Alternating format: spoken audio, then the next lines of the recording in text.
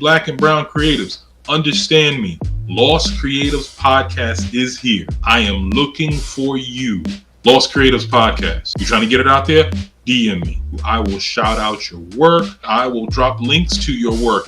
This is free. You don't have to give me a penny. I just want your time and your story, good brother. I just want your time and your story, good sister. We have our platform now. Let's get out there. This is what's up. This is what you need to do. I want your work to be out there, and I'm waiting on you. Tell me a story.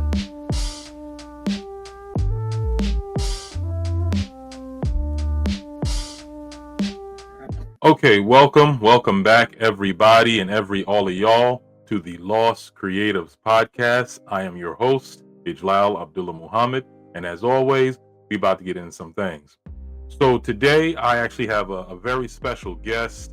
As usual, he's actually one of the guests that was referred to me by another creative that I was interviewing, the great, Khalifa Kofi. And I, as I stated before, I love it. I love it when creatives, refer me to other creatives. That's really how I prefer, this continue to spread. I very much like going online and, on Instagram and finding creatives on my own, but I really like when it's a network thing, when you scratch my back, I scratch yours, and we're all trying to help each other get on, you know what I'm saying? So I really, really love it when creatives refer other creatives to me and I get to interview them. And that's exactly what happened again this time. So I'm going to jump straight into introducing this good brother. He was featured in 3 different local magazines: Nashville Voyager, Tennessee Highlighter, and Bold Journey magazine. He was interviewed about his art with Cokeville, Tennessee's major radio station, Little Rock 95.9. He also had a drawing presented in the gallery in Cokeville, Tennessee, for Black History Month back in 2023. He is currently working on his own art company titled 7 Foot Visions. Ladies and gentlemen, Black and brown creatives everywhere, please put your hands together for Memphis, Tennessee's own Ken West, the artist. What's going on, good brother? Nothing much. Just another day in life. What's up, right? I was in the store just yesterday, and the guy who I usually get pizza from, I saw him and I was like, "Hey, how's everything?" He was like, "Same pizza, just a different slice." I guess that's your, metaphors when you work in a pizza restaurant. But that's good, man. I'm glad the day's going well for you. What is the weather like in Memphis right now? Well, are you in Cokeville? What's the weather like in Cokeville right now? It's like up and down. I mean, I think it was yesterday or the day before yesterday, it was snowing. Whoa! It was like 30 degrees, but today it's like kind of warm and like 70. And all of next week it's supposed to be back down in the 30s and 20s. So, I just can't call it no more with the weather, man. Like, I never would have thought that Tennessee would see snow this year before we saw snow. I'm in New York. Oh yeah. So that's a trip. And I'm going to New York sometime soon. Yeah, man. During the winter? Oh no. If I do it around New Year's Eve, I always want to watch the ball drop on like New Year's night. Oh yeah, really? Yeah, I always wanted to do that. I never got the chance to do that. Oh man, look, I'm not going to discourage you, good brother, but I'm gonna tell you this much: if crowds ain't your thing, I mean, it is a mad time. Like, I'm a people person until people mess it up. So, oh well, you talk about New York City New Year's Eve while the ball drop, they definitely gonna find a way to mess it up, guaranteed. Okay, so I'm just, spoiler alert. I'm just, I'm just, I told you. You heard it here first. I can believe it. Anyway, obviously, we spoke previously. I'm very excited in getting to hear your journey. Like I said, Khalifa referred me to you, but as soon as she did, I looked your stuff up, man, and I like, when I saw it, I was like, I thought butter soft. That's how I'm describing it. These butter soft illustrations. I don't even understand how you got the pen mastered like that, the pencil mastered like that. But I'm really interested in hearing exactly how this skill developed and everything. So without further ado, I don't waste no more time. Let's jump straight into it, starting with the first chapter, which you titled "A Born Lifestyle." Go ahead. Well, it all started with me as a kid, of course. I want to say back in 1997, 98, somewhere around there. It started with my oldest brother. My sister mentioned this in her interview. He used to draw a lot. So I would like sit there and watch. We shared the same room. It was me and my two brothers in the same room.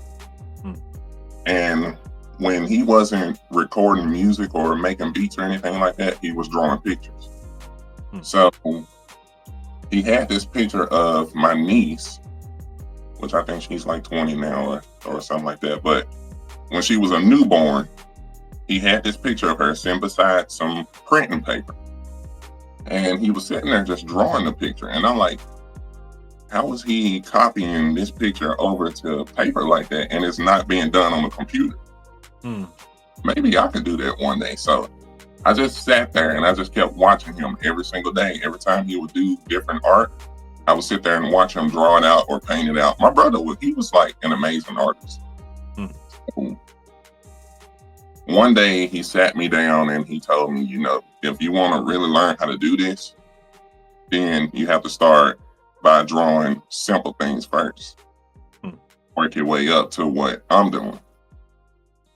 And I didn't think of it as, me being a kid, under 10 years old, I didn't think of all this stuff that he was talking about. I mean, he was like 16, 17 years old at the time.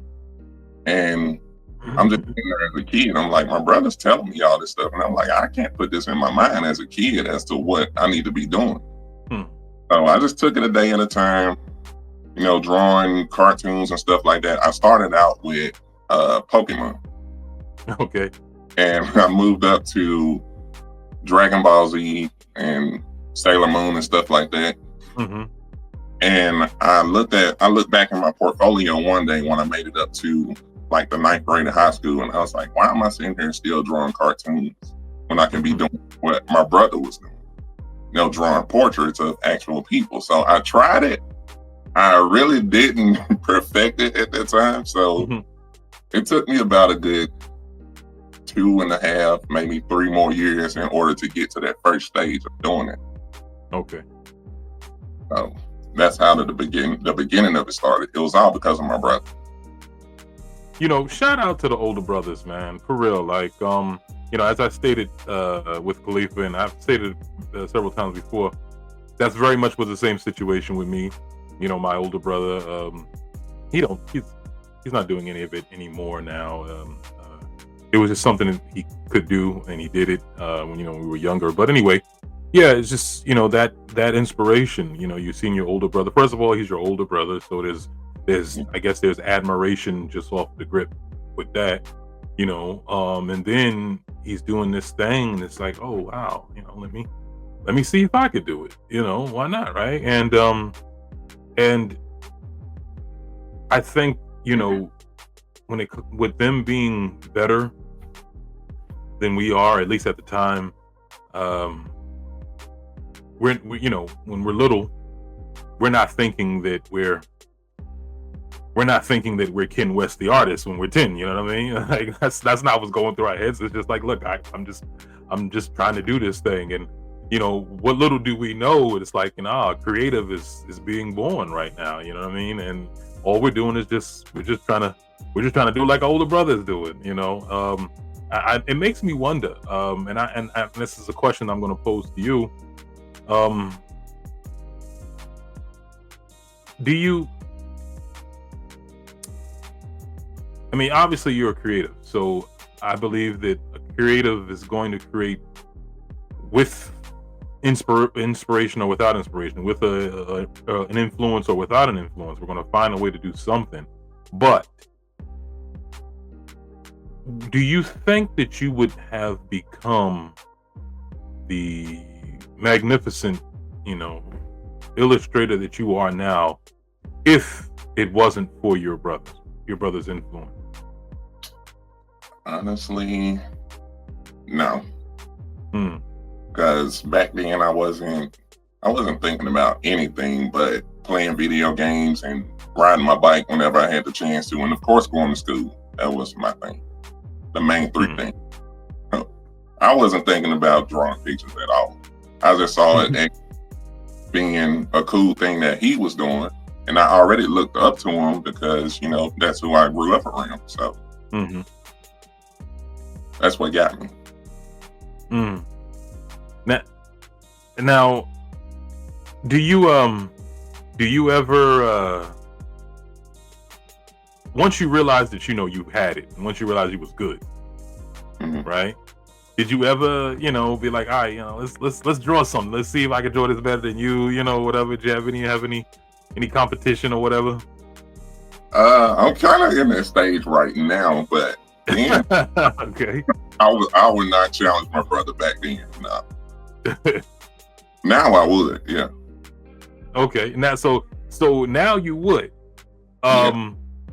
Now, do you feel that you would, but like, nah, he's still better, or do you feel like, nah, I'm formidable. As a matter of fact, I'm probably better. I could beat him. Like, where do you stand with that? Well, that's a good answer to that question too. The thing with that is, I sent him a picture. This was about probably 3 years ago, but he wanted me to draw a picture of Paul Walker from Fast and the Furious, because he's into customizing cars and all that stuff, and Fast and the Furious is what got him started. So I asked him, I was like, why do you want me to draw it when you're the one who taught me how to draw it? So he told me, and he was like, well, I can't even probably draw a stick figure right now, because working on cars is his thing now. So I told him, I was like, he told me that it would be like the student teaching the teacher how to draw. Gotcha. Okay. Okay. So yeah, he, I guess, I don't. Well, okay. So let me ask you this. You know how good he was, and even now, when you're speaking about him,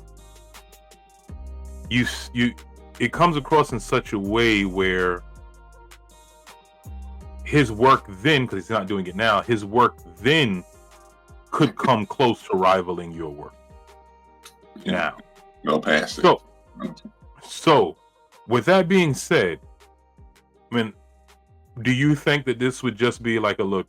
If he gave himself a day, he would be right back into the swing. I mean, or do you think it's just completely out of him? He's really good with, like, I don't know what it is, the laser printers and where you can draw stuff with. Yes. He's really good with like etching stuff out in the laser printers and like printing out emblems and stuff like that. He draws them. So okay. I'm pretty sure if he had like the time to sit down and actually do it like I do, because art is like my full-time job for right now. Yeah. Because I've been off of work since COVID hit, which I don't really like talking about that, but I've been doing artwork full-time since 2020. And nice. Which that gave me more time to progress into what I was doing. And if he had probably a day or two of his own time to just sit down and do it all day long like I do, he could probably outdo me. Because I'm a quick learner and he's a quicker learner. That's how it is. Nice. If we do it, then he can probably outdo me. Yeah. Nice. My uncle, I would gather I get my art, my creative talent from my mother's side of the family. My mother, she was never like a really good illustrator or painter or whatever, but she still was a very creative person. she could. Nothing that she did was ever like really outstanding, but it was always creative, if that makes sense. And her brother, my uncle, he was really good. He was really good. Like I looked up to my brother very much because my brother, he's right there. I live with him. You know what I mean? It's like same room. But whenever I saw my uncle's stuff, it was like, oh man, this is on another level. But anyway, I remember I was going to do a graphic novel, and I, like your older brother, I hadn't really been illustrating in a long time, so I could do it, but it would take me a really long time to get good at it again, and then to illustrate. I'm like, look, I ain't got years to try to put this novel together, So, and and at the same time, I didn't have any money to pay anybody, and then I didn't want to tell someone who I didn't really know about the idea, whatever. So I'm thinking like, oh my God, and then it hit me like, oh snap, my uncle. So I call my uncle, and he's just like, oh man, Jalal, I haven't drawn in years. Like I don't even want to do it anymore. Like it's just out of me. And he's the one that got me into wood burning. Like he was sketching things in glass. This dude was just an all around creative, man. He was just super gifted. Anyway, life happens. So he just said, man, it's been years. So I told him, what I was looking to do. And I'm like, look, man, if you could illustrate it for me, and I mean, this would be our thing. You know what I mean? Yeah. And he's like, okay, send me what you want me to do. So I gave him some ideas, and I sketched out some stuff to, give it a visual. It took him like a month to get back to me. And he was like, yo, so I'm going to be sending you some things. He sent it in the mail. He old, what can I say? So I had to wait for the drugs to come in the mail. But, he's like, look, I don't know if you're going to like it, and I got it. And I was like, oh, come on, uncle, this stuff is dope. So, but he told me, he said, I think he was hoping that I wouldn't like it. Because I told him, I said, okay, that's great. So look, let's find out how we can, consistently work and da-da-da-da-da. And he said, I don't want to do this, man. Like, it's just the drawing is just out of me. He said, I didn't think he was going to like those. I'm not going to front. If I think about the things I've seen him done before that, years ago, in comparison to what he sent me, it's a clear difference. But he is so good that what he sent me was still great. It wasn't his best, but it could topple a lot of people. So, I just think that I always find that interesting, how something that a creative can be so good at, that they stop or move on to the next thing, and it can reach a point where you're just like, I don't even know if I can do it again, or I don't even feel like doing it anymore, because now your desire is into something else. I mean, obviously he's still a creative, with what he's doing now with the cars and everything. But it's just, that it's like one creative door kind of closes and then another one opens, but I think that's an excellent transition into chapter 2, which you titled Progression and Regression.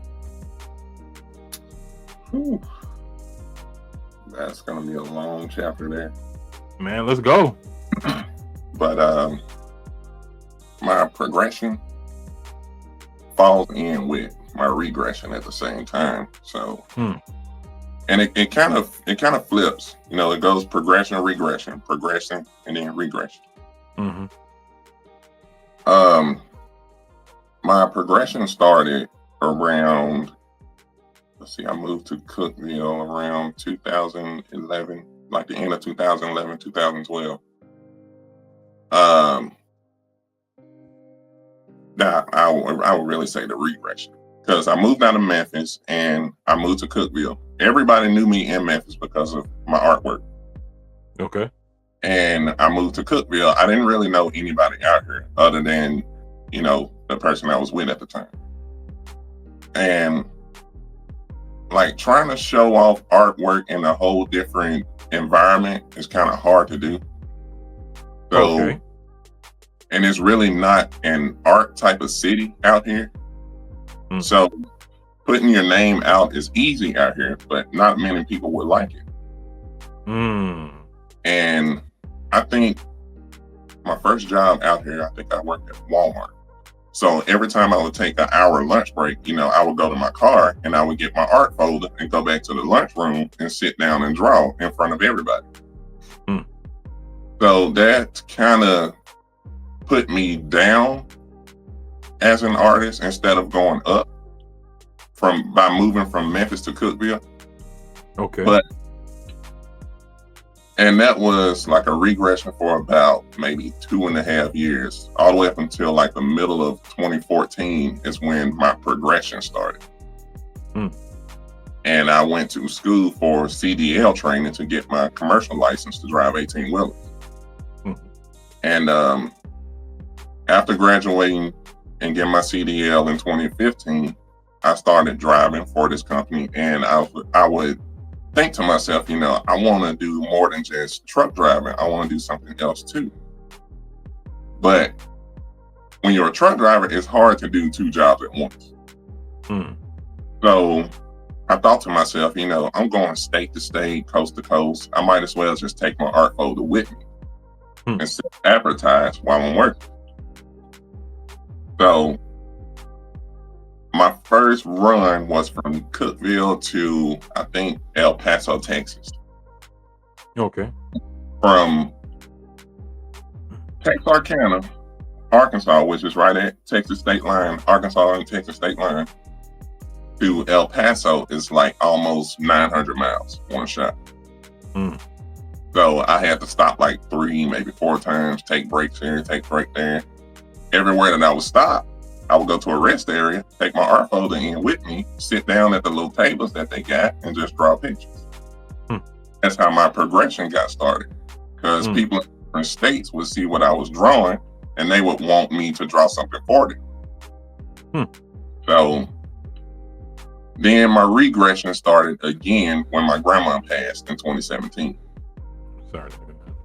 Because when she passed, she was like my best friend. So I didn't want to do anything. I didn't want to truck drive. I didn't want to talk to anybody. I didn't want to draw anymore or anything like that.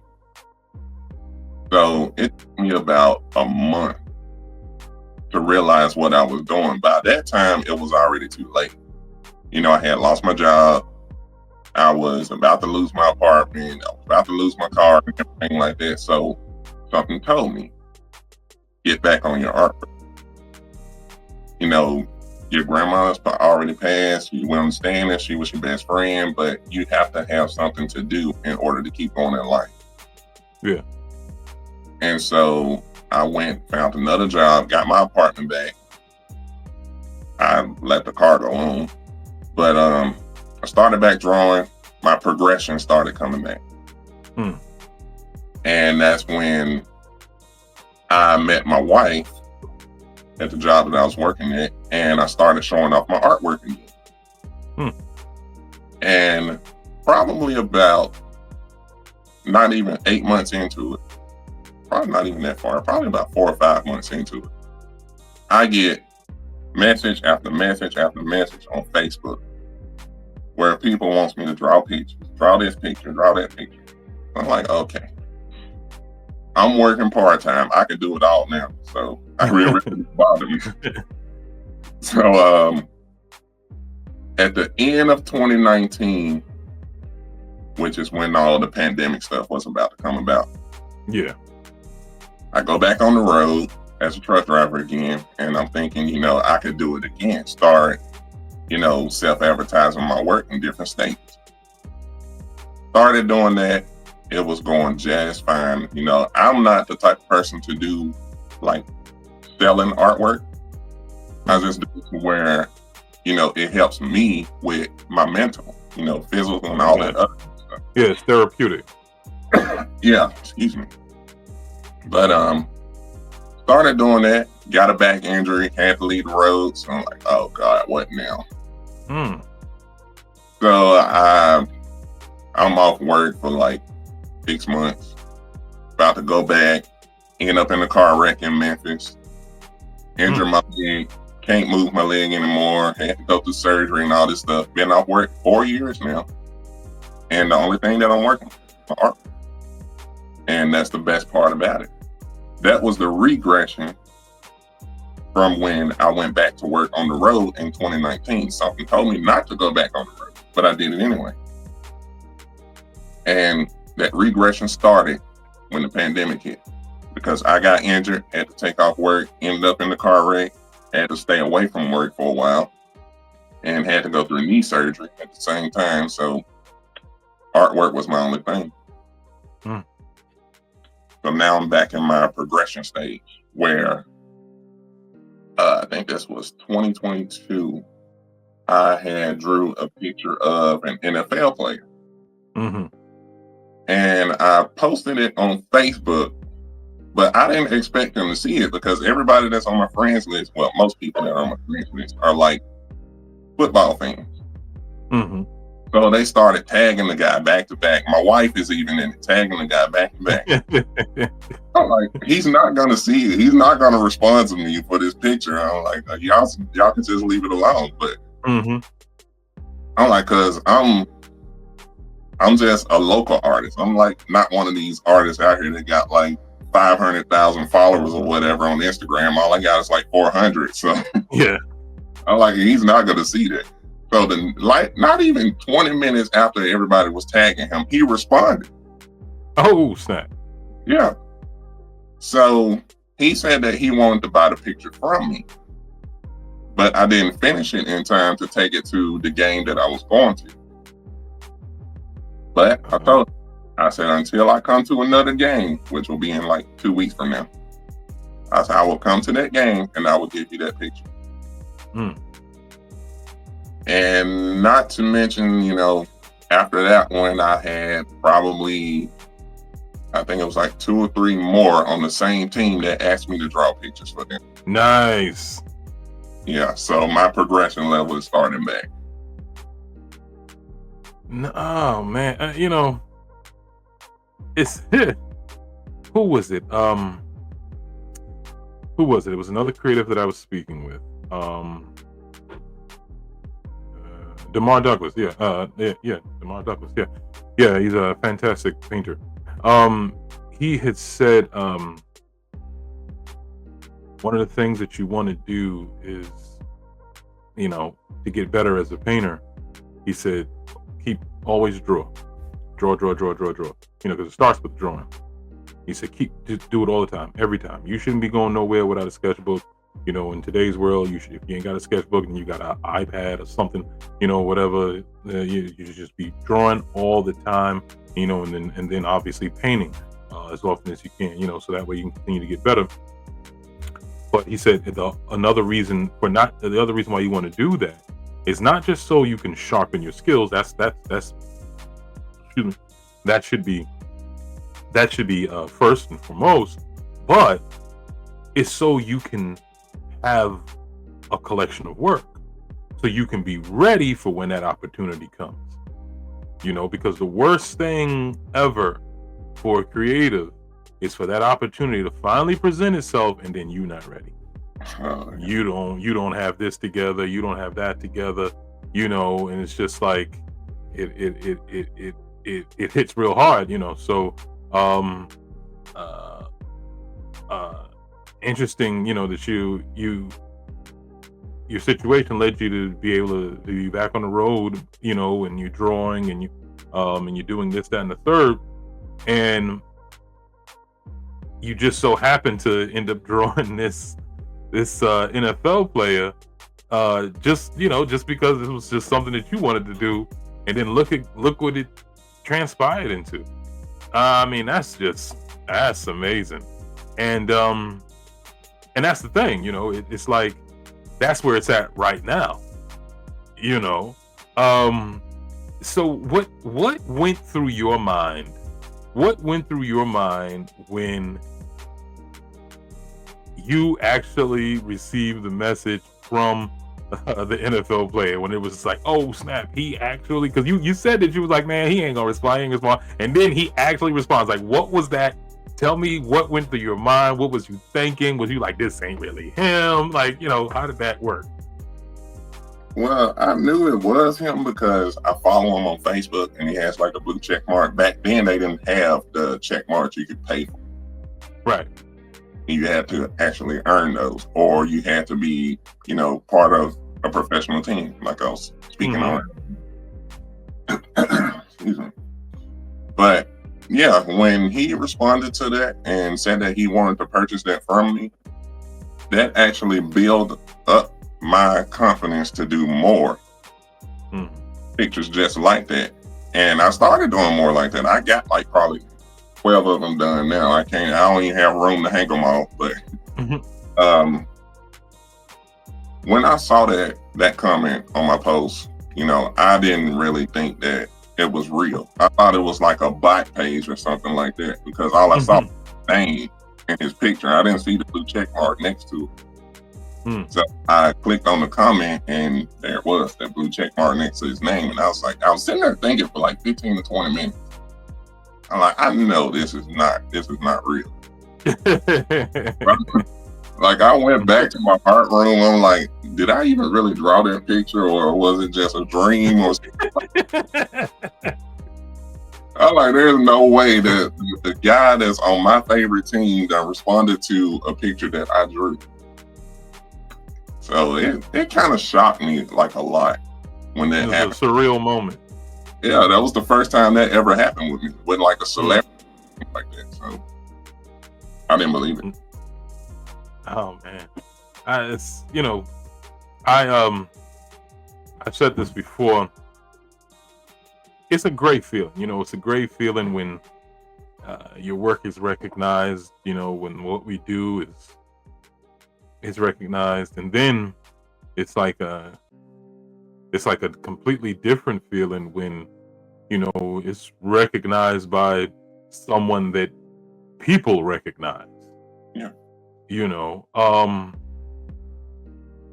don't do this. We're not creatives because of people, right? It's just something that we know how to do, something that we love doing, and something that we very much just can't not do, regardless of what's happening in life. I mean, we may leave it alone for a little bit, but we're gonna come back to it, or we may transition from one, art form to another art form, but the fact of the matter is, we still have to do it. And like I said, we're not in it for the recognition, but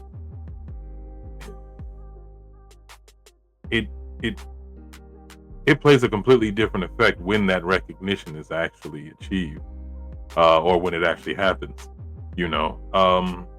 What did it explain just a little bit more what it made you do? Well, no, that's the wrong way of asking that question. You were obviously inspired to do more, and I understand that. But how deep did you take it when you were doing more? Were you like, okay, I got to make sure that I draw it the same. I draw these the same exact way I drew those, or if someday I illustrate this way and sometimes I change that up, but like, no, I'm not going to change it up anymore. I got to stay with, did it affect exactly how you illustrate by that? Did it, you understand what I'm saying? Did it play any type of effect in that way, or did you just continue to do what you've always done? You just did more of it? Well, it kind of changed it up a little because, you also have to look at things like people who want to buy that same exact picture. Yeah. And you end up making copies of those and you sell them to people, but you can't sell them if they have, anything in that drawing that can be like copyright infringement. Right. So I was telling everybody who was commenting on that post, they were saying that they wanted to buy the picture as well. And I'm like, I can't sell you this picture. I can only sell it to him because as, you know, the NFL logos and stuff in it. And if I make copies of it, you know, that can go against me. Mm-hmm. So with that happening, with him commenting on that post and telling me that he wanted to buy that picture from me, it actually made me change up how I drew every picture from that day forward. Okay. Because the way I did it was I was watching the highlights from NFL highlights on YouTube. Mm-hmm. I paused the screen because I had to get up and do something. I can't remember what it was. And it stopped right there. And I was like, okay, you know what? That would make a real good picture to draw. So I did that. And like from the next 5 to 6 NFL players that I drew pictures of, I did it the same way like I did his, but I did it in a different way at the same time, if that makes sense. No, I understand. Yeah. But the way it was is, you know, he plays for the Tennessee Titans, which is a team in Nashville. Yeah. So in the background, I put like the city of a picture of Nashville in the background. Mm-hmm. And I did one of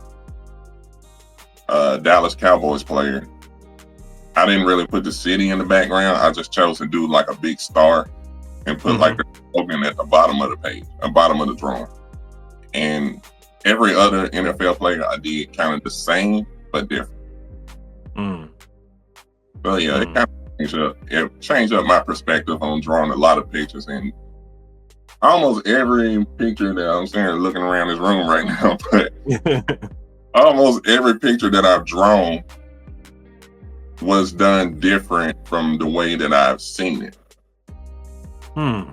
It's like I have a picture of Jeffrey Dean Morgan, the actor, like from Walking Dead and all that stuff. Yeah. He played in this movie. I can't really speak Spanish like that anymore, but I think it was like Desierto or something like that. It was like a desert movie. Okay. But he starred in that as like I don't know how to put it, but he was keeping like Mexican people from crossing the border and stuff like that. Okay. But I stopped the movie at the perfect point to where he was looking up in the sky. And I drew that picture and I was like, you know what? I'm going to just add my own background to this. So I just made it look like it was like a cliff or something in the background. I always do things different. I don't do it the exact way that I see it. And that's what people like to see me draw. They always want me to draw portraits for them. And I always ask them, do you want me to draw it the same way as the portrait that you sent me?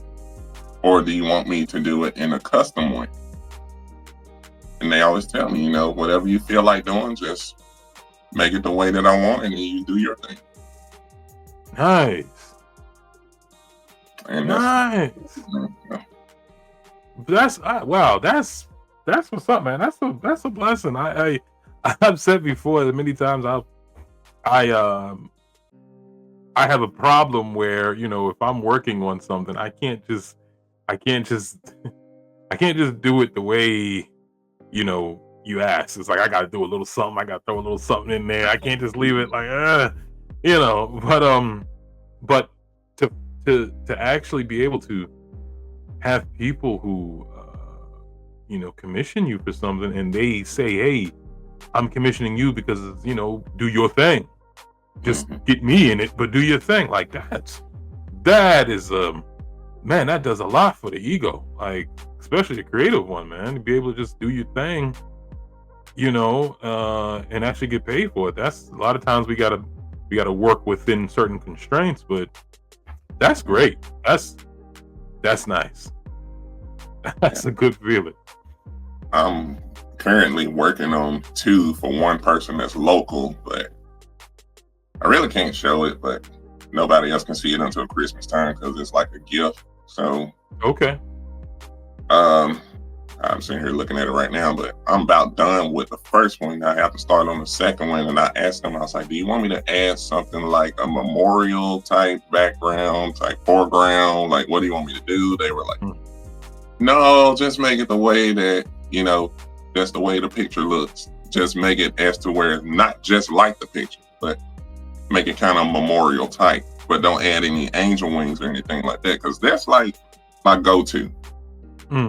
You mentioned the memorial piece, I have to do like a halo or angel or something. So that's kind of what I'm used to. Like when my mind gets to working, I have to do those things.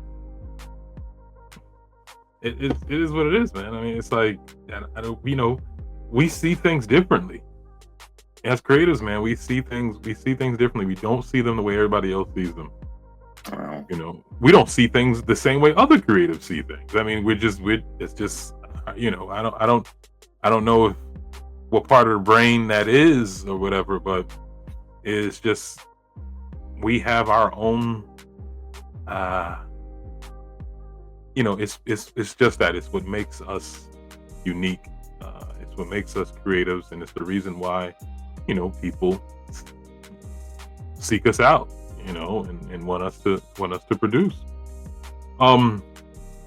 So, you said that you're in, as a part of the progression and regression stage. Now you're in the progression stage. You got this picture, it took off in ways that you never would have imagined. And now there's other teammates looking for you to do the same thing, in addition to apparently other people who are local who are also, commissioning you for stuff. So let's transition straight into chapter 3, which you titled A Never Ending Story. Well, I titled that The Never Ending Story because, well, for one, that reminds me of a movie that I used to watch as a kid. In my opinion, the best adventure movie ever. Ever. They don't want to listen. Man, see, that's, some people are herbs and you can't do nothing about them. Let's see, it's just that one part of that movie that keeps me going. And I don't really like to say that word, but I dislike that one scene.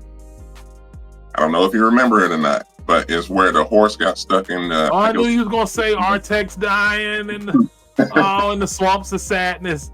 Oh. That's the thing about like my art, like with me and my artwork. Like, I look at it as to where when the horse died, the boy kept going. Yeah. And I look at my artwork like that every single day as to where if I don't get a commission or whether I do get a commission. Yeah. Look at it as like when the horse died, my artwork, if I don't get a commission, that's what I look at it as. As like my artwork is dying. But instead of doing that, putting that into my brain that my artwork is dying just because nobody requested something, I just keep going.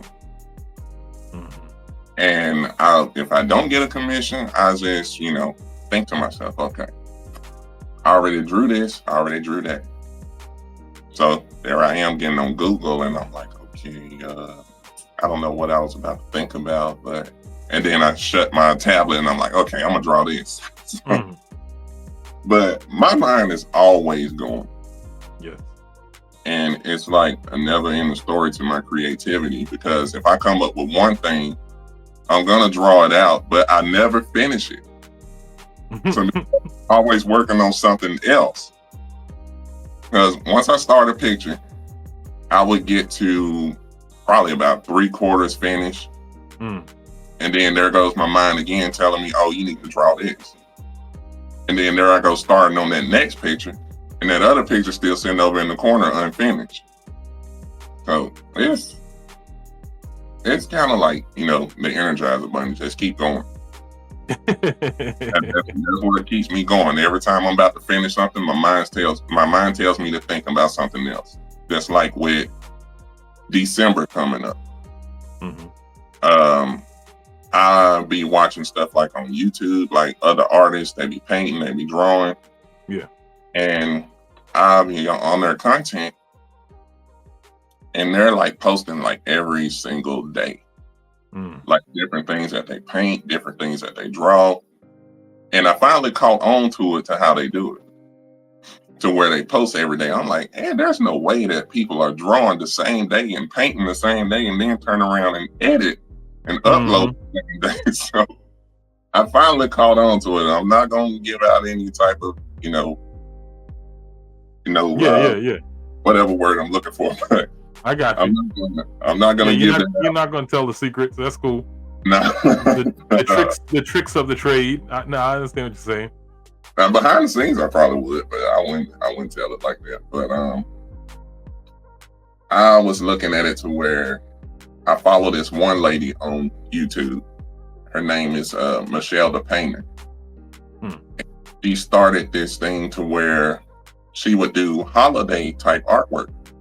Kind of like with Halloween, it has the 31 days of Halloween. Okay. And Christmas has, I think it's like the 12 days or 25 days, whichever one people want to do. Yeah, is it 12 days or something? Okay, but anyway, go ahead. But last month was October, yeah. Last month I did 31 days of Halloween art. Now I couldn't do it the way that they do. I tried to do it the same day, drawing pictures, recording and editing and uploading. By the time I finish, it's like 2:00 in the morning. I'm like, okay, this year I'm gonna do just simple artwork and I'm gonna just upload that. Here, I'm gonna start like days before and do it that way. But I decided to do the 25 days of Christmas instead of 12. Okay. But I don't know where they get the 12 from. I think it's like kind of like Partridge in the Pantry and all that stuff. But yeah, I'm gonna do it from December 1st all the way up until Christmas Day. Every single day, upload. Next day, upload. And it's gonna be 25 days worth. So I have to start early because Thanksgiving. Yeah. Yep. That's a part of my goal. I got to get that done. Thinking back about what you said, as far as the never-ending story, as it relates to your artwork, and then how you liken that to the movie, and then Artex dying. I'm gonna tell you something, man. That scene hits me hard. To this day, I can watch it, and I just, I'm not like crying as a grown man or anything, but what it is I instantly remember how I felt as a kid. Yeah. When I saw that scene, and would you? Side note, man, I watched this with my kids. Them little suckers, man, they were just like, whatever. I'm like, well, what do you mean, whatever? Like, it's Artex. He's not Swamp of Sadness. You don't get it. Anyway, but I think and it's interesting that art creates art, right? A cinematic film, a fantasy, is something that you remember to help continue to inspire your creative. Someone's creative artistic expression is what helps you continue to move on with your artistic expression. I was speaking about this with excellent photographer and painter, Erica Dunlap, about how what inspires us and how our work can inspire others and how other people's work inspire, and it's just, that's a never-ending story in itself. The inspiration that we take from art and that we give back to it, right? It's just like, and that's what we were talking about, how it's something that it's like the world very much needs us, as creatives, and we very much need the world, we feed it and it feeds us. It's a give and take relationship, big time. We are very much taken from it. Just like you said, you go on Google or whatever and you're looking for this, you're looking for that, I have, as an author, man, the stories that I have written, I have drawn inspiration from. I could be watching a movie. I could hear a song lyric. I have written a story around a conversation I heard someone having at a bus stop that I just kept on my back burner, in my mind. And then years later, when I started writing, I remembered that conversation and it transformed into, that's just the thing. Like, when we're creatives, man, the world it's everything for us, and once when we're in it, when we step into it, it's like our receptors are always on, and that's the reason. That's a large reason why, just like you said, we can't shut our head off. I have several stories that I am not finished with because I think of something else, and it's draining is what it is. It can be really irritated, but at the same time, man, I wouldn't trade it for nothing in the world. I would not trade it for anything in the world, because inevitably that drawing will be finished.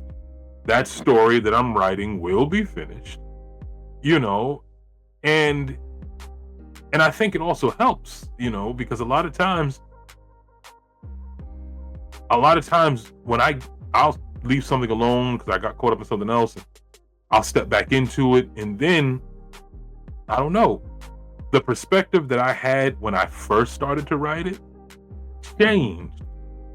So now when I'm finishing it up, it changes into something a little different, and I actually very much like what it changes into. So you think about the things that you have drawn. You started to draw it, and then you stopped, you got caught up in whatever else, and then you went back into it. The mindset that you had when you initially started it, is that the same mindset you have when you go back into it and finish it, or is it something different? It's probably different, because when I first started it and I don't finish it, my mind is on other things. Yeah. To start this other project, and then my mind is focused on that one. Usually what gets me back into that old project is probably my music playlist, because I'm back to that track that I was listening to when I started that and I was like, what got me to listening to this? I was like, oh, that picture I was working on. I have to finish it then. So, and by the time my playlist is over, I'm back on that other picture again. But my mind is always wondering, what I can be doing next, what I can be doing now, or what I can be doing. Yeah. And mainly, it's what I could have done is what I don't have to do now if I would have done it back then. So it always works in crazy ways. I don't understand. Yes, it does. Yes, it does. Thinking about your artwork, like I said, I called it this, it's this butter soft style that you have. How long did it take you, if you look back on your drawing, from watching your brother trace, your niece or whatever, into, that NFL illustration that you did, that really, progressed you, to what you're doing now. You have very much a certain style. You have a signature, like all artists. When would you say? When would you say that style very much emerged? Where it's like, this is how this is how I'm illustrating from now on. This is how my work's going to be looking from now on. When would you say, or if you can, do you think you can recollect when the way you draw now became the way you draw? The way I draw now really didn't start that long ago. It's about probably, I won't even say 3. It was probably about 4 or 5 years ago. Mm-hmm. Because at first I was just drawing with, regular number 2 pencils.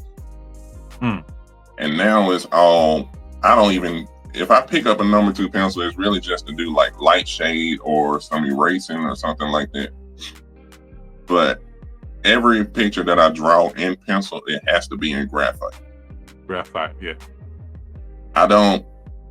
If I pick up a number 2 pencil and draw with a number 2 pencil the whole way through, I feel like I would just mess up somewhere. Because I wear art gloves when I draw, and like if my hand goes across the paper, that number 2 pencil easily smears. Yep, big time. But with graphite, that really doesn't happen with me because I'm real careful with graphite. And I don't understand it because I started out with number 2 pencil. But now with graphite, I have to buy like this, I don't know what the sealer is called. I got a can in here somewhere. It's like a spray. Yeah, I know what you're talking about. But you have to spray on there once you're finished with it for when you like frame it, it doesn't get messed up. Or if somebody touches it, it doesn't get messed up. So I just look back at it to where like I've come a long way with it. And that's the way that I want it to keep going with. Because I want to move from number 2 pencil to graphite to whatever else is out there to use. That's not where I want to stop. Because I went to Walmart the other day and I purchased a engraver. And I got a wood piece. I want to start doing that. I also got a wood burner and I want to do that as well. I haven't even touched a wood burner. I had it for like a year and a half. I haven't. But as far as looking back at it, I probably couldn't even draw with a number 2 pencil. I probably couldn't. I would mess something up or draw something too dark or too light, and I wouldn't like it. But the thing about that is I was always told by my art teacher, me and my sister, we had the same art teacher in high school.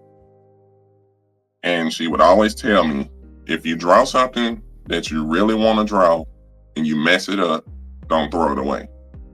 Yeah. He always told me, keep it, set it to the side, and like a year or 2, maybe 3 or 4 or 5 years later down the road, redraw that picture to see how far. Now I have a drawing that I did of like Kim Possible, Spider-Man, Mickey Mouse. I did all of these in one picture. This is from 2004. I think I was, I don't know, maybe 14 at the time, which I'm getting kind of cool now, but I still got that picture and it's in my room now. And I look back at it every time I draw a new picture. I pull that picture out and I look at it and I'm like, this cannot be what I used to work on. When I look at it now, I'm like, I draw portraits and like the eyes, the nose, the mouth, everything comes out perfect. I look back at these cartoon drawings that I did. I'm like, the eyes up here, the other eyes down here. I'm like, this cannot be me. I took that into consideration. Like she told me, whatever I work on, don't throw it away. Just redraw it and see how far you've come. And that's what I do every day. Every time I work on a picture, I draw like a draft, and then I redraw it again. Every picture that I draw, I do it that way. Makes sense. You said that you have a wood burner, and you haven't gotten to yet. But you have plans. As when you said that, it made me instantly think of KB the Visionary. she was actually the one who referred Khalifa to me. Um, she is a magnificent painter herself. She does these wonderful. She's known in Memphis as the body art queen.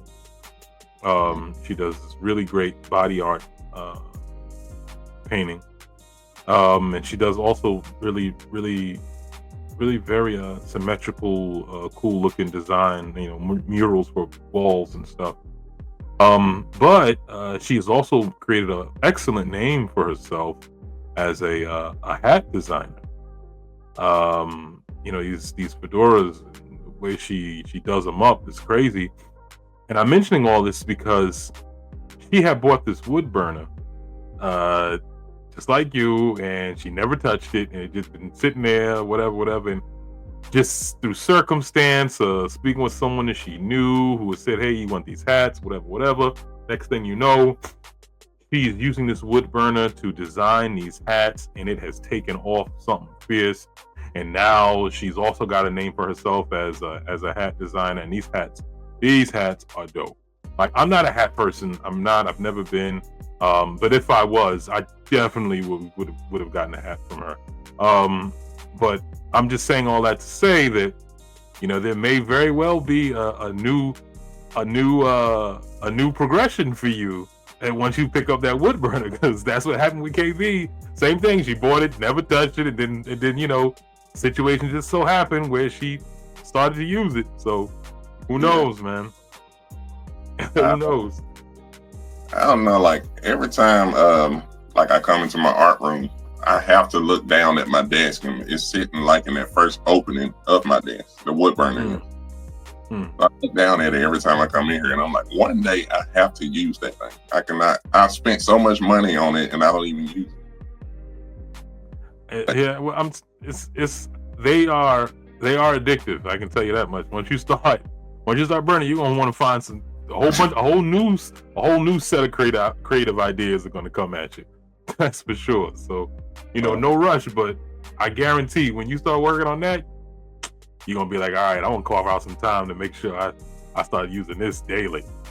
I'm a jack of all trades, so I love to learn new things anyway. Oh, so that wood burning is something good. Like, cause probably around 2009, I started like buying tattoo kits and stuff like that, trying to work my way in the tattoo artist. But I haven't really gotten myself into that just yet. Like, I still have one that I purchased back in February of this year that I haven't really used, and I've like purchased new ink and everything like 2 months ago, and I still barely use the stuff. I'm like, I really have to get into all of these things that I want to pick up on, because you never know when the door opens for you. Yeah. So I was thinking that like 2 nights ago. I was like, why do I buy all these things and I don't use them? Tattoo kits I can understand, because you have to be licensed for all that type of stuff. But I was like, well, practice skins, that could work. I mean, practicing on myself, that could work, which I have been doing, but I just can't get into it. Because you're doing tattoos on yourself is probably not as easy as doing them on everybody else. I don't know if any tattoo artist will tell you that, or a different story, but for me, it's kind of hard to do on myself. I've done, I don't know, probably like 7 tattoos on my own. And as one of them, I had to take like multiple breaks because I'm sitting like in uncomfortable positions. Got you. But I try to put a lot under my belt to learn new things. Like with truck driving, I really didn't want to do that, but my grandpa was a truck driver on my dad. And I decided once I moved from Memphis to Cookeville, I needed to try new things, because living out in the mountains, you have so many opportunities to do new stuff than what you can do in the city. Because in the city, almost everybody knows you for this, mainly just one thing. Right. But you move out of your environment that you're used to, and you start doing multiple things, people look at you like, oh, this guy is like doing almost everything. Hmm. And, growing up in Memphis, it was kind of tough because going to school, I was like the tallest kid in middle school, tallest kid in high school, standing there like 6'9", 6'10", at like 17 years old. Ooh. People would always say when I would walk around with an art folder in my hand instead of a basketball, that was a problem. But those same people that were putting me down for drawing pictures instead of playing sports are those same people that are in my inbox today asking me for work. Asking you from here. How about that, right? But it came to a point, and I want to say this to people who are looking into doing things for themselves instead of listening to what everybody else has to say. Mm-hmm. Follow what your mind tells you, not what everybody else tells you. Right.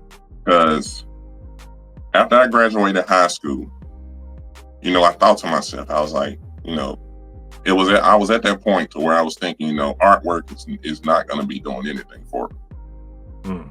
And that was around that time that I wanted to just give up on artwork, like 2 years after I graduated high school. And I was on my way to college, and I was looking at the basketball court, and I was thinking to myself, this stuff is like pretty easy, because I play basketball all the time, just not for school. Mm-hmm. And I was thinking to myself, I have the skills. I could just go in there, I could practice for the team, I could do this, I can go to college, get a scholarship, go to the NBA. So I started doing all these things.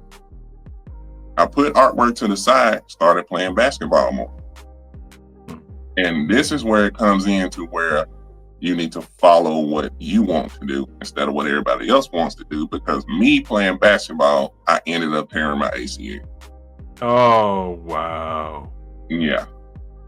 And my barber, the guy that used to cut my hair at the time, his uncle was the coach for the University of Mississippi.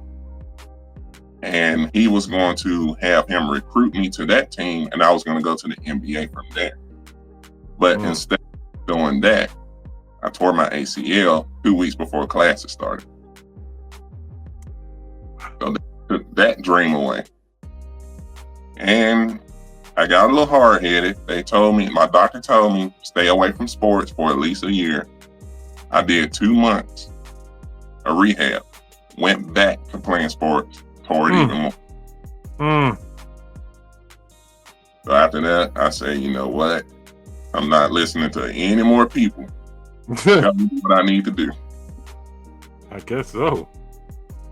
Until that ACL tear happened back in 2013. Until this day, it's 11 years later, I still feel it.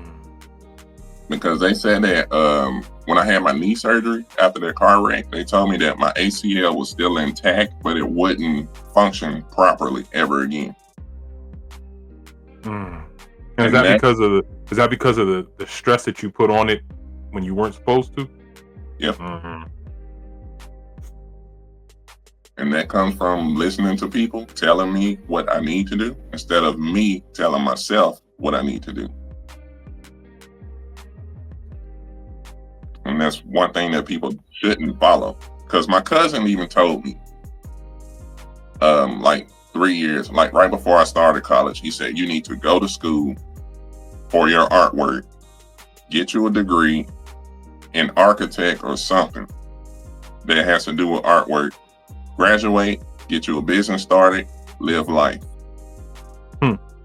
I wasn't going to do it until like his 40th birthday. I was like 19, he was like 40, so he's like second generation cousin. But like probably like a month before my classes started at the first college that year, he was murdered. I'm sorry to hear that. I thought to myself, you know what? He was right about that. So I was just go on to school. I went to school for architectural engineering, but I didn't finish. Everything that he told me started eating my brain up. And I was like thinking to myself, like, what is the point of me going to college to do this, to show him that I'm actually following what he told me to do, and this is what I really wanted to do, to begin with, and he's not here anymore. So I was feeling like it was worthless to do if he wasn't going to be seeing the action. But that made a big turnaround years down the road after going through all the injuries and stuff like that. So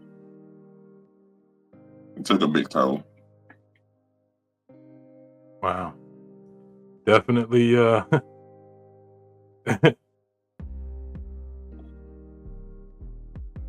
it all just forms together wonderfully. The progression, regression, and a never-ending story. Obviously, we don't ask for, definitely, we don't pray for these situations that happen to us, these negative or life-changing or life-setting back situations. We don't ask for them at all, but at the same time, we're able to live through them.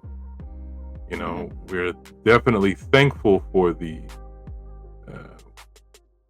what it forged us into, and how we can, and our outlook moving forward, because whereas many times before you were listening to other people and then, it didn't pan out for you, fighting what you wanted to do.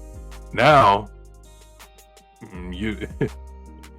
it's, you realize that it'll be a cold day in hell before you listen to what somebody else is telling you how to do over what you want to do. You know what I'm saying? So it's like, dang, man, I didn't want to have to learn that lesson the way I had learned it, but at the same time, knowing me, I guess that was the only way I was going to learn it. So, but once again, you're thankful for it. I mean, look where it's got us. It's gotten us, right? So it's, it's, I don't know. I almost think, I've said this before, and this is because it's a wonderful quote and I love it. Frederick Douglass said, without struggle, there is no progress. That's true. And if you look at it, if you're looking at that from a creative perspective, our ability, with every creative I've spoken with thus far, our ability has gotten better due to some form of struggle. So we don't pray for them, right? But at the same time, very thankful, if for no other reason other than very thankful creatively for those struggles, because we are going to continue to create no matter what's happening, and those struggles just makes for even better creation. You know what I mean? So it's a wonderful thing. I want to now get into the segment where I just asked you those generic 5 or 6 generic questions that I ask all the creatives on the show, starting with, do you consider yourself a creative? I'm kind of on the fence about it, but I do consider myself as one. Now, that is, yeah. Okay, good. What's the most challenging thing about being a creative, in particular an illustrator like yourself?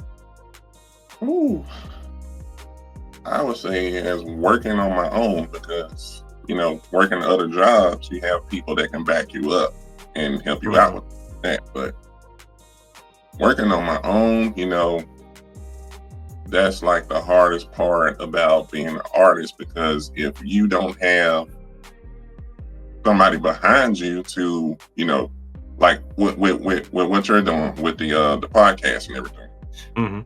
If you don't have somebody behind you to go back and do like the editing, the recording, the scheduling, making commission plans for everybody that's asking for something to be drawn. That is, I don't want to say stressful, but it's motivating at the same time. Yes, very much so. Because with me, like I mentioned earlier, I have to draw 2 pictures for somebody for Christmas before December 1st. And I'm looking at what today is, I don't know, like 23rd or something. 23rd, yep. But I have until next Friday to have this other picture done, which I'm 3/4 done with the first one. Of course, I have to leave it alone once it gets to that 3/4 mark. I could have been done with this like Tuesday. It's Saturday. I'm still looking at the same thing that I had on Monday night. But putting pressure on myself to reach deadlines at the last minute is like probably the best thing that I go through. Because if I get like a drawing to do for somebody and they say, well, it's like November right now, and they're like, well, I don't need this done until July. Like, that's kind of like the worst thing that I can get. I like to be put like under pressure. I don't like to be put way out in the summertime when it's not even winter yet. Gotcha. Because if I'm under pressure, I can finish it. If I'm not, it's gonna be just like this picture right here. It's gonna sit here 3/4 done until July. That's just me. I don't understand it, but it happens all the time. Hey, but man, that's the part that I like about it. Makes you. Yeah. It's just the way I work. I don't know why. How often do you fall into a creative dry zone, and what do you do to get out of it? Fall into a creative dry zone. How often? Probably every day, honestly. But how do I get out of it is, I would say, my family and my kids and music. Because if it was just me being just Ken out here living, no wife, no kids, no nothing, I'll probably just be out here working a 9 to 5, to be honest. And just drawing pictures like every 6-7 months. Because when I have a lot of free time, I have to have something to do. Or else I'm just gonna sit here, watch TV, fall asleep, wake up, do the same thing. When I look at my children, I have 4 biological children, but all together between me and her, we got 9. Okay. So whenever I look at my kids, I'm like, I have to have something to do to show them that I'm not just the type of person that's going to sit around here and say, oh, I love you, good night. I love you, good night, over and over and over again. And taking them to school, picking them up, and that's just it.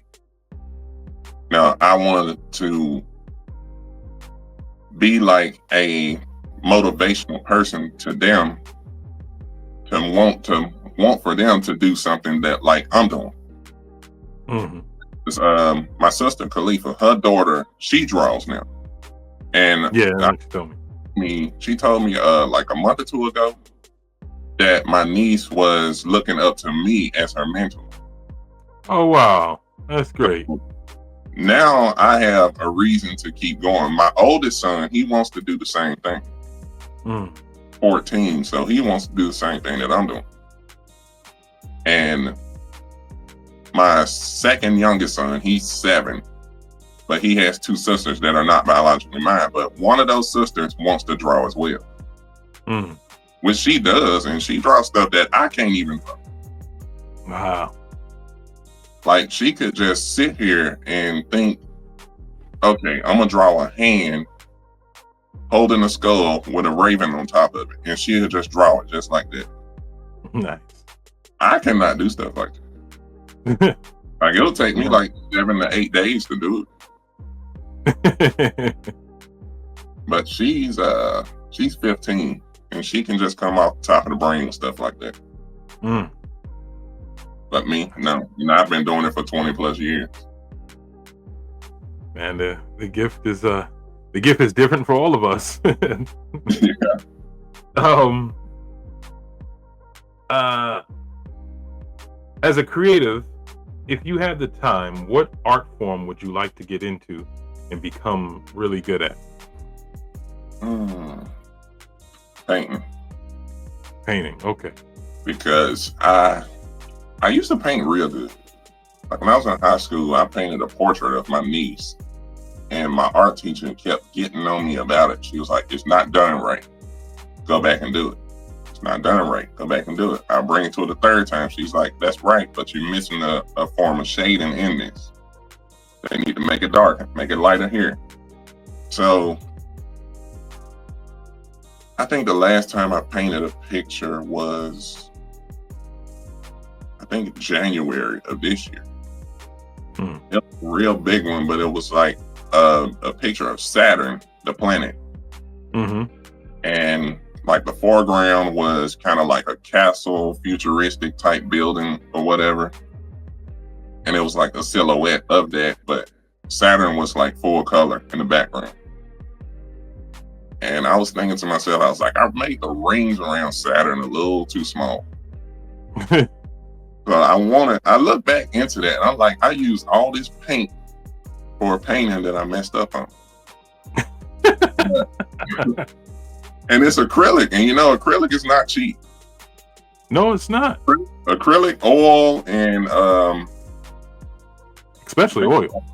Yeah, oil is the most expensive. Like I got 3 packs of oil paint that I have not touched because it up. Yeah, oil is the trip. Well, you know something. I mean, you got to be true to yourself, and that's cool and everything. But as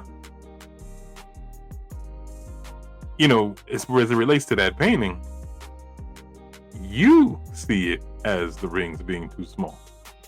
Someone else could just be like, "Ooh, I like how you painted Saturn." You know what I mean? So yeah, because my wife was telling me that. She said that instead of entering your Black History drawing that I did back last year, she said, "Why don't you enter both the Black History drawing and the painting of Saturn that you plan on doing?" I was like, "No." I was like, because it's Black History Month, I have to do just something relating to that.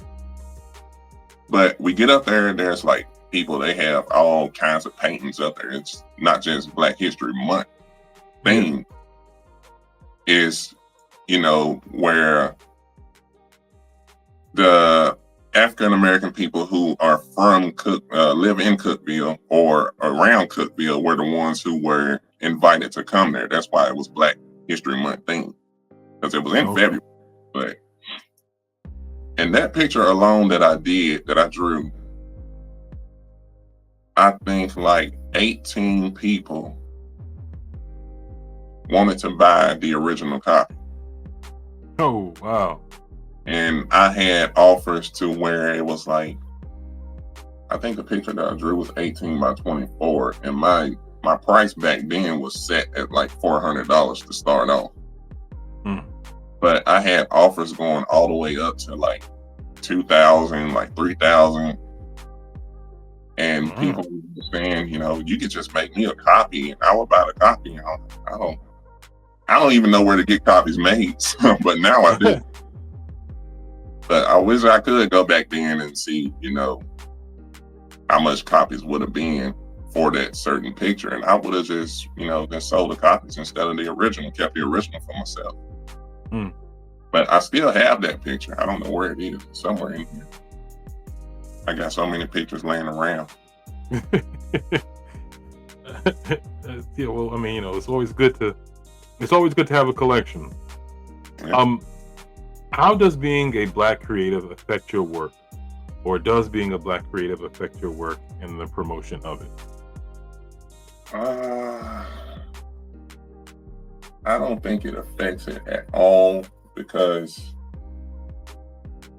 with my audience locally, it's, I don't even want to give a big percentage, but it's like probably 2, maybe 4% African American out here. area, and the rest is, mixtures, Mexican, stuff like that. Gotcha. But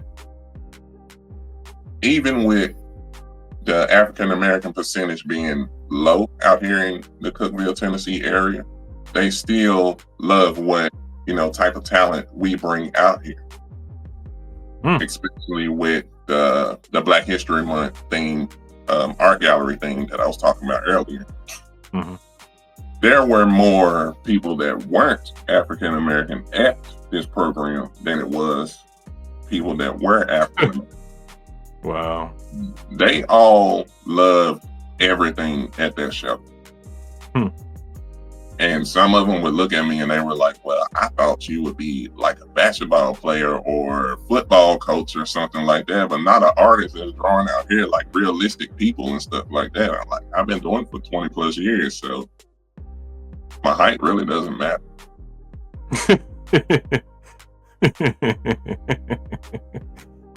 It doesn't matter.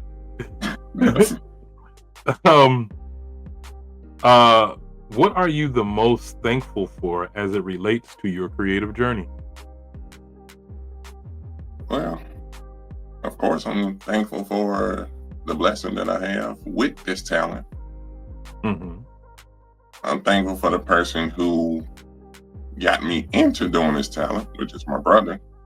And also my sister, because my sister brought me into photography. I didn't even like picking up a camera.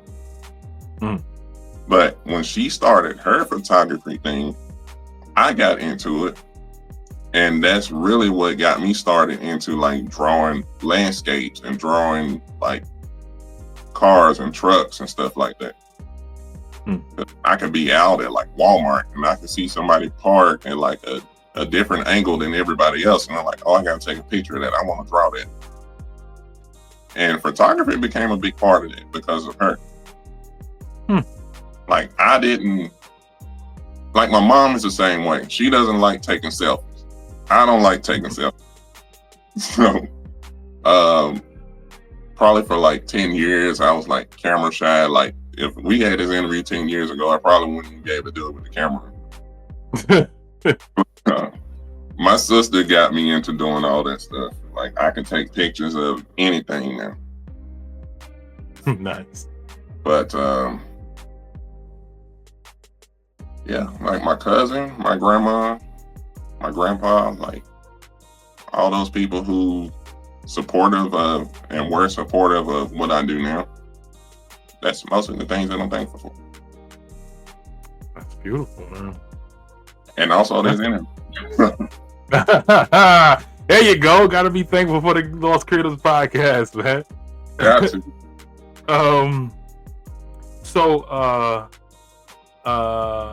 Now I want to get into the last set of questions, which I title "Take It to the Gut," GUT, what stands for Giving Up the Tangibles. As I told you earlier, resources for to help creatives, beginner illustrators out there, to try to get where you're at now. So, what should creatives in your specific space, illustrators, do to get better at illustrating? I tell people all the time, they ask me how I do it, as to, having kids, having a wife, having family to take care of, and then doing artwork. All of that bundled up into one big ball, and they ask me, how do I do it? And I'm like, it takes time, patience, and consistency is the most. So, like what I was saying earlier with me doing all the artwork by myself, me doing all the recording, the editing, and everything like that, that's part of time, patience, and consistency. Right. So upload upload videos of me drawing to YouTube. That's the consistent part. You have to be consistent when you're doing something in order for you to keep it, because if you don't work with it, you can lose it. Yep. And people ask me, and they're like, well, how do you get this picture going? Or how do you get the shading down? Or, I said, time, for one. It takes more time to work on something. It takes patience to keep working with something. And it takes consistency to do both of those at the same time. Boom. So, Boom. that's Boom. Yeah, that's that. You got to be consistent. Okay. What should they do to best promote their work as illustrators? Always self-advertise first. Because if you don't, wait, I'm gonna stop right there. You have to do the work first and then self-advertise. Right. With self-advertising, you're showing it to other people. Other people won't know what you do until you do the work and you show it to them. Because you can be out here, like, say, Facebook, for instance, you can be on a post and somebody say, oh, well, I'm looking for a sketch artist. And I'm out here commenting saying, well, I can draw that for you with no proof. Yep. So, yep. You have to self-advertise yourself. If you say that you can do it, before you hit submit on that comment, add a picture or a video of what you do in that comment. And always put your watermark in it nowadays, but always show proof of what you can do instead of just telling somebody what you can do. Right. Because nobody goes by words nowadays, they go by action. And that's what I tell people all the time, because self-advertising will get you out there more than somebody else advertising your work. You have to advertise your work first before somebody else can.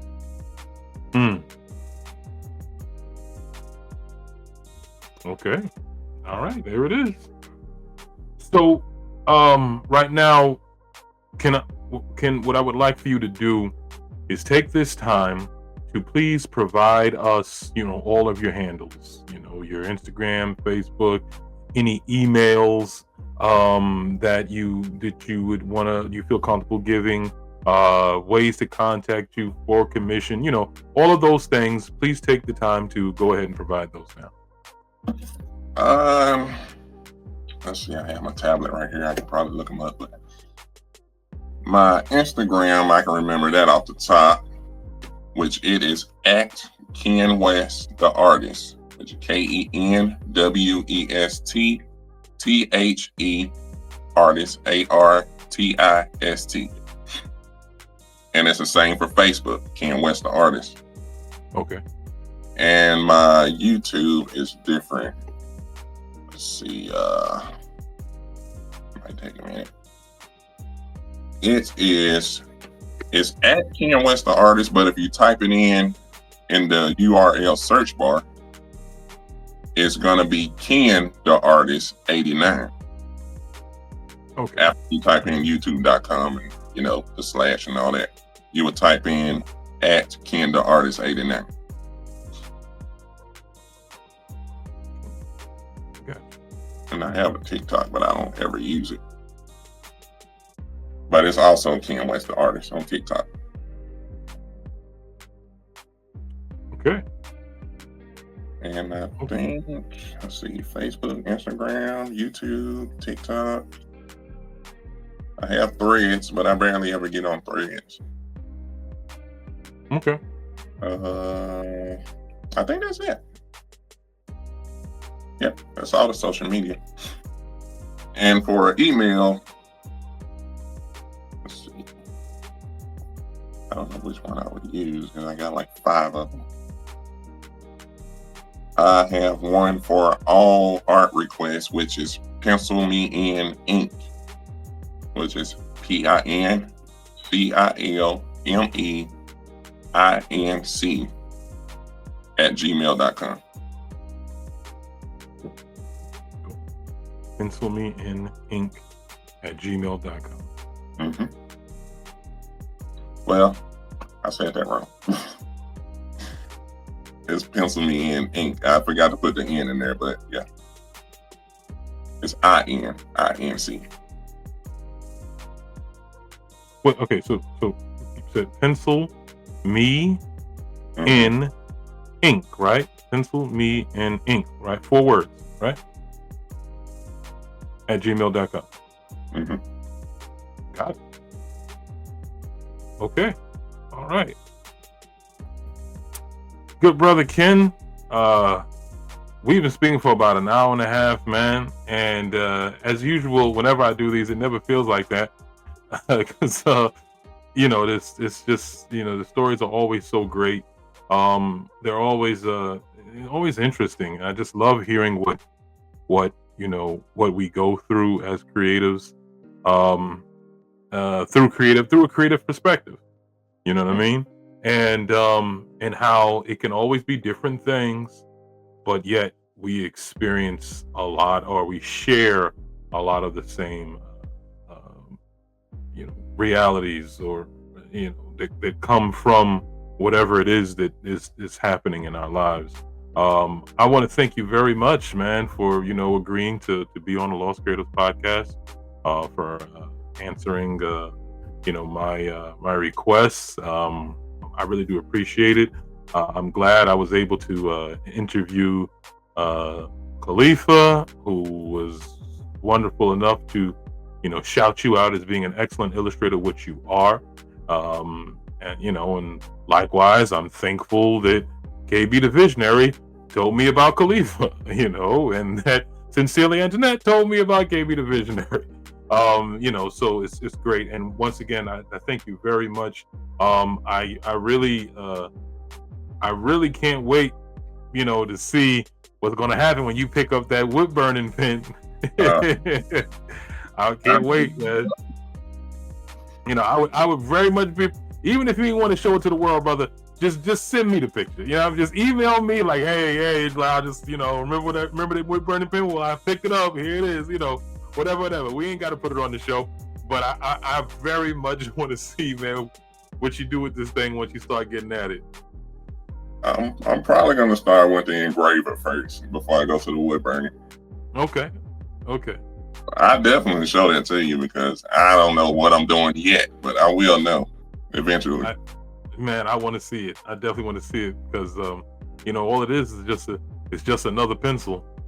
Yeah, pretty much. It's just got fire to it. That's all. That's it. That is it. But yeah, good brother. Thank you very much. I really do appreciate you taking out the time and telling your story, your creative journey, on the show, man. Thank you very much for that. Yeah, I appreciate you with the invite to do the interview. Yeah, man. It's what it's about, creating opportunities, for us to be able to continue to create opportunities for ourselves, man. So thank you very much once again. Thank everybody, all Black and brown creatives everywhere. As always, thank you very much for tuning in, for listening in. If you're watching on YouTube, obviously like and subscribe. If you were listening on, Apple and Spotify, download, please. Also, remember, L.O.S.T. Lovers of Storytime Volume 1 is available. You can go to www.thelostpublishing.com to definitely pick that up. And Volume 2 is on the way. But thank you, everybody, once again. Always remember, know you are a creative, and tell me your story. Blessings to all.